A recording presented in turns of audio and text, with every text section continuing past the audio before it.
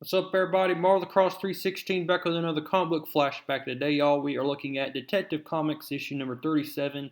This issue was released in March of 1940, and we are looking at another classic Golden Age Batman issue here as we continue to look at the history of Batman in the Golden Age here. We are progressing here with our series here. We're looking at issue number 37. This cover was brought to you by Bob Kane and Jerry Robinson. They both collaborated here to give you this really cool cover here. And we have the story to thank Bill Finger. Bill Finger is the author of this issue. And so let's go ahead now and get started with today's issue. We see Batman is just strolling on down the road in his Batmobile when he is kind of lost. He needs to get some directions as to where he needs to go, so he's going to stop at this house. Well, when he gets out of the Batmobile, he hears a scream come from this house. And so Batman is kind of curious as to what's going on, and he sneaks up very carefully to the porch and he listens in here, and the guy is saying, "Shall I give it to him again?" "No, no, don't, please don't." So this man is being tortured here. His name is Joey, and we see that these couple guys here are interrogating him, and they're burning him with this very hot, uh, heated poker here.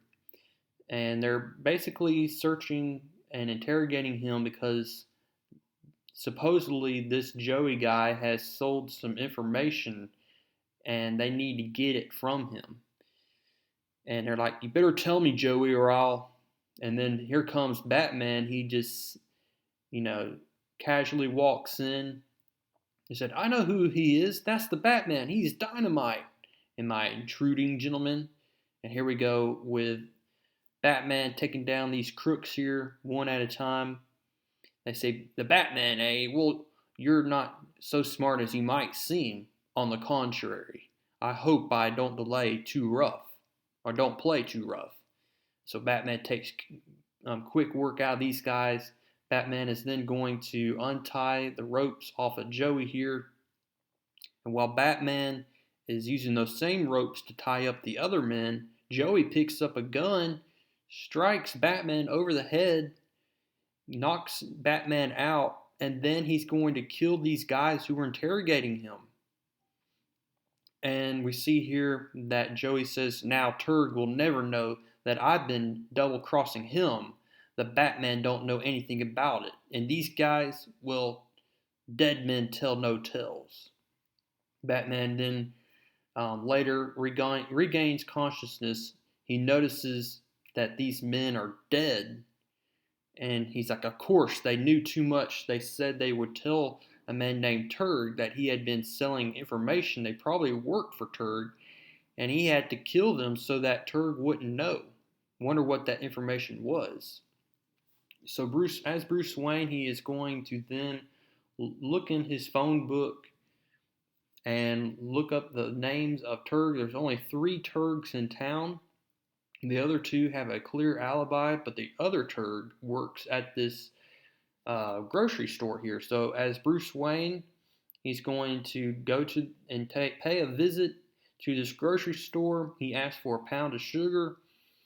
All of a sudden, Mr. Turg is going to walk out of the grocery store. He tells Al that he's going to take care of some things. He has to go, gets in his car and leaves. And he noticed, as Batman, Bruce Wayne notices that Joey is with Mr. Turg. And birds of a feather flock together, it seems. So that night, Batman is then going to pay a visit to the grocery store to visit Elias Turg. And he is then going to greet him with one big punch to the jaw here. And he's going to sneak up on these men. So these men have been using this grocery store as their secret hideout. And we see here that now Batman is going to get in another fight with these guys here. They pull their guns, but Batman turns off the light. And he uses these infrared goggles here so that he can fight them in the dark. And I mean, he is definitely prepared for everything. Batman always has gadgets up his sleeve. He's going to do his handiwork here. And he says, "And now, gentlemen, I must leave you, but we shall meet again soon, I promise you." And as Batman leaves, apparently, they say, funny how he knew about us using the store as a headquarters. Joey must have told him. And they stab and kill Joey here. Joey's down for the count. These men says, "We got to get to the pier pronto because they're going to blow up this ship." They were going to plan to do it the next night, but they're going to do it now. Well, Batman actually didn't leave. He was hiding in the corner. He goes to Joey, and Joey is going to say, "Look, they're spies. They're blowing up a foreign ship, and they make it look like the U.S. did it, and they want to start an international crisis. You have to stop them." He says, "Don't worry, Joey. I'll get them." And so Batman is then going to sneak up on the pier. Then they're like, "Oh, the Batman again. We got to get him quickly." Well, Batman doesn't know that there's this huge sack of something that smashes over the top of Batman's head. Batman is down for the count. They throw him in the bag and toss him into the sea. It looks like Batman is going to sink to a watery grave, but Batman pulls out quickly a sharp blade, slices open that bag that he is concealed in, and surfaces to the surface here. Batman's going to get back on the pier. He's going to fight these guys again. And says, "Wow, that Batman sure has a lot of lives, more than a cat." And Batman is going to toss these guys off the pier. He knows that that ship is full of TNT and it's headed towards that foreign ship. He needs to get on a boat quickly to stop it. So he jumps on that boat filled with TNT just in time, gets the wheel, and I mean misses by inches. Just by inches. Batman saved the day once again.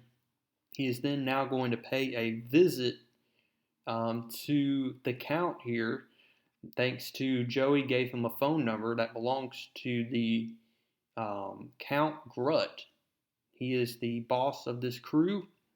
Batman is going to notice that it all along Count Grutt was Turg, alias Turg, this entire time, and he is a foreign spy.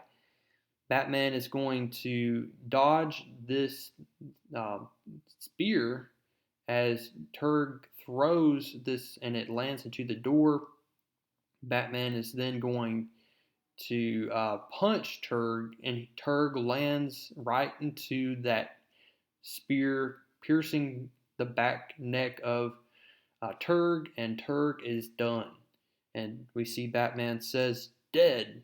It is better that he should die. He must have sent thousands of others to their death on a battlefield. If his plans had been successful, this had been a queer case, from the old house to foreign agents and to the death of its head. Yes, a very queer case."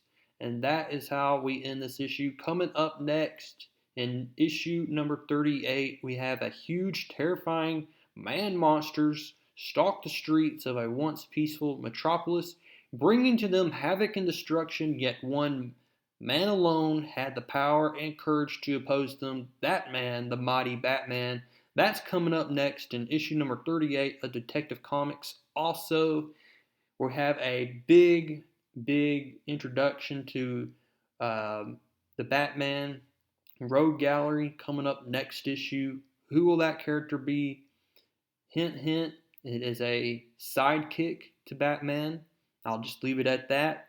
He's making his debut in the next issue. We'll be looking at that issue coming up next in issue number 38. And then, after issue number 38, we are going to then look at Batman issue number 1. I hope to see y'all there for those two issues as we look at those two issues in the future. Go ahead now and drop a like on this video. Comment down below what you liked about this issue. And if you haven't subscribed already, subscribe so that you won't miss out on more videos just like this. I'll see y'all in the next one.